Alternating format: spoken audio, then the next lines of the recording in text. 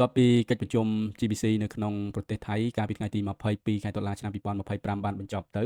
ៅនៅក្នុងផេកផ្លូវការរបស់សម្ដេចបវរធិបតីហ៊ុនម៉ាណែតបានធ្វើការបង្ហោះនៅសារមួយដើម្បីជម្រាបទៅដល់បងប្អូនប្រជាពលរដ្ឋខ្មែរយើងឲ្យបានជ្រាបថាការប្រជុំត្រូវបានបញ្ចប់ជាស្ថាពរហើយនឹងមានដំណោះស្រាយរួមគ្នាដែលជាជំហានមួយដែលនឹងផ្ដល់វឌ្ឍនភាពទៅមុខមួយជំហានទៀតសម្រាប់ការដោះស្រាយបញ្ហាជម្លោះរវាងកម្ពុជានិងថៃនៅក្នុងផេករបស់លោកគឺបានចុះផ្សាយថាបងប្អូនជនរួមជាតិជាទីស្រឡាញ់ថ្ងៃនេះខ្ញុំសូមជម្រាបជូនបងប្អូនខ្លះៗអំពីការខិតខំរកដំណោះស្រាយអំពីបញ្ហានៅភូមិជោគជ័យនិងភូមិព្រៃច័ន្ទដោយស្ថានភាពបានបោះជំហានទៅមុខមួយជំហានប្រកបដោយភាពច្បាស់លាស់ជាងមុនដោយភាគីទាំងពីរអាចយកគោលការណ៍បច្ចេកទេសនិងច្បាប់មកជជែកគ្នាដើម្បីរកដំណោះស្រាយមួយដោយសន្តិវិធីបញ្ហាដែលកើតឡើងនៅភូមិជោគជ័យនិងភូមិព្រៃច័ន្ទដែលចាប់ផ្ដើមឡើងពីការប្រើប្រាស់លូសបន្លានិងកង់ឡានរបស់យោធាថៃក្នុងការហ៊ុមព័ទ្ធផ្ទះនិងដីអាស្រ័យផលមួយចំនួនរបស់ប្រជាពលរដ្ឋនៅទីនោះក្នុងរយៈពេលជាង2ខែកន្លងមកនេះបានបង្កនូវការលំបាកដល់ប្រជាពលរដ្ឋដែលរងគ្រោះដោយផ្ទាល់ក៏ដូចជាប្រជាពលរដ្ឋដទៃទៀតដែលកំពុងរស់នៅក្នុងភូមិទាំងពីរបញ្ហានេះក៏បានបង្កនូវភាពតានតឹងនៅក្នុងអារម្មណ៍របស់ប្រជាពលរដ្ឋខ្មែរយើងទាំងក្នុងនិងក្រៅប្រទេសដែលតាមដានបញ្ហានេះ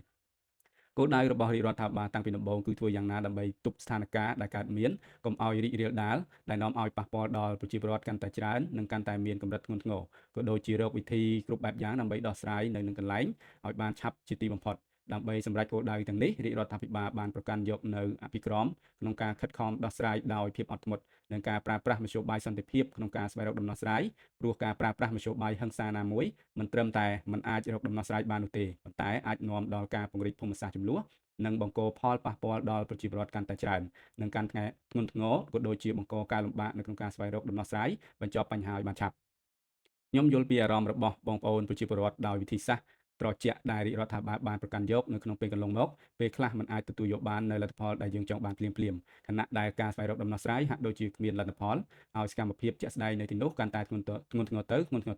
ៅដែលបងប្អូនមួយចំនួនអាចមានអារម្មណ៍ថាអស់សង្ឃឹមនិងគិតថាគ្មានដំណោះស្រាយណាមួយនោះទេប៉ុន្តែលើកនេះសកម្មភាពមួយចំនួនរបស់ភាគីថៃក៏ដូចជាការរាវមានការបែងចែកដីឲ្យប្រជាពលរដ្ឋថៃឬការបំផ្លិចបំផ្លាញអគារនៅនឹងកន្លែងដែលកងទ័ពថៃបានហ៊ុមព័ទ្ធរួចទៅហើយនោះបានធ្វើឲ្យប្រជាពលរដ្ឋកាន់តែមានអារម្មណ៍ថាប្រហែលជានឹងគ្មានដំណោះស្រាយហើយអ្នកខ្លះរហូតដល់មានការយល់ច្រឡំថារាជរដ្ឋាភិបាលកម្ពុជាបានលួចឯកភាពកាត់ដីឲ្យទៅគេដើម្បីបដូរយកបទជុបបាញ់ឬកិច្ចព្រមព្រៀងសន្តិភាពខ្ញុំសូមបញ្ជាក់សារជាថ្មីថាគ្មានការលួចឯកភាពនៅក្នុងការកាត់ទឹកដីដែលស្ថិតនៅក្នុងដែនអធិបតេយ្យភាពស្របច្បាប់របស់កម្ពុជាណាមួយឲ្យទៅប្រទេសណាមួយឡើយដើម្បីដោះដូរជាមួយនឹងការចរចាបទជំបាញ់ឬការចរចាសន្តិភាពនោះទេកម្ពុជាមិនរំលោភបំពានលើដែនអធិបតេយ្យភាពឬបូរណភាពទឹកដីរបស់ប្រទេសជិតខាងនោះទេប៉ុន្តែកម្ពុជាក៏មិនយល់ព្រមឲ្យមានការរំលោភបំពាននៅលើដែនអធិបតេយ្យភាពនិងបូរណភាពទឹកដីរបស់កម្ពុជានោះដែរ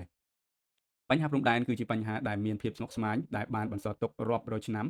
មកហើយដែលយើងត្រូវរួមគ្នាដោះស្រាយដើម្បីឲ្យប្រជាពលរដ្ឋនៃប្រទេសទាំងពីរអាចរស់នៅជាមួយគ្នាតាមបណ្ដោយព្រំដែនប្រកបដោយសុខសន្តិភាពក្នុងរយៈពេលវែងតទៅមុខប៉ុន្តែការដោះស្រាយណាមួយដែលអាចទទួលយកបានគឺត្រូវពឹងផ្អែកទៅលើគោលការណ៍តម្លាភាពមានការឯកភាពគ្នាដោយគ្មានការបង្ខិតបង្ខំរវាងភាគីទាំងពីរនិងដោយប្រើប្រាស់យន្តការបានឯកភាពគ្នាព្រមទាំងផ្អែកទៅលើមូលដ្ឋានសន្ធិសញ្ញាអនុសញ្ញានិងកិច្ចព្រមព្រៀងដែលមានស្រាប់រវាងប្រទេសទាំងពីរនៅក្នុងន័យនេះការវាស់វែងនិងខណ្ឌសីមាគឺស្ថិតនៅក្រោមសមត្ថកិច្ចរបស់គណៈកម្មាធិការព្រំដែនចម្រុះកម្ពុជាថៃ JBC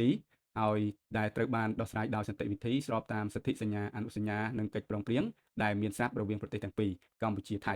JBC បានធ្វើការរួបរวมគ្នាប្រកបដោយផ្លែផ្កាជាច្រើនក្នុងរយៈពេលជាង20ឆ្នាំកន្លងមកនេះបើទោះបីជាមិនទាន់បានចប់សព្វគ្រប់យ៉ាងណាក៏ដោយនៅក្នុងកិច្ចប្រជុំ JBC ក្នុងរយៈពេល2ថ្ងៃពេញថ្ងៃទី21 22ខែតុលាដែលទើបបញ្ចប់នៅរំលងអាធ្រាត្រចូលថ្ងៃទី23ខែតុលាឆ្នាំ2025កន្លងទៅនេះភាគីទាំងពីរបានពិភាក្សាគ្នាយ៉ាងល្អិតល្អន់ពាក់ព័ន្ធនឹងការស្វែងរកដំណោះស្រាយដោយតម្លាភាពនិងត្រឹមត្រូវតាមគោលការណ៍ដែលបានឯកភាពគ្នាក្នុងគោលបំណងឈានទៅដោះស្រាយចំនួននៅក្នុងភូមិជោគជ័យនិងភូមិព្រៃច័ន្ទដើម្បីស្វែងរកដំណោះស្រាយនេះភាគីទាំងពីរបានឯកភាពគ្នាបន្តសកម្មភាពតាមរយៈលក្ខណៈបច្ចេកទេសដើម្បីកំណត់ការវាស់វែងរួមគ្នានិងបោះបង្គោលបណ្ដោះអាសន្នដោយប្រើប្រាស់ផែនទី1លើ200,000សន្ធិសញ្ញាឆ្នាំ1907និងកំណត់ហេតុបោះបង្គោលរបស់គណៈកម្មការបោះបង្គោលបារាំងសៀមធ្វើជាមូលដ្ឋានលទ្ធផលដែលបានទទួលនឹងទៀងទាត់ជាមួយនឹងការកាន់កាប់ជាក់ស្ដែងរបស់ប្រជាពលរដ្ឋទាំងសងខាងសម្រាប់ការធ្វើដំណោះស្រាយបន្ត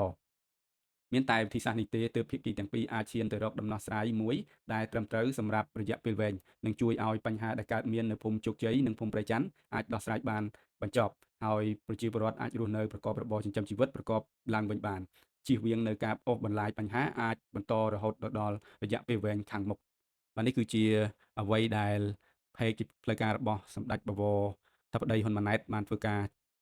ចោះបង្ហាញទៅដល់ប្រជាពលរដ្ឋខ្មែរយើងហើយសង្ឃឹមថាបងប្អូនអាចចូលទៅមើលនៅក្នុង page សម្ដេចតឬក៏បងប្អូនអាចស្ដាប់វីដេអូនេះបាទពីដើមរហូតដល់ចប់អរគុណច្រើន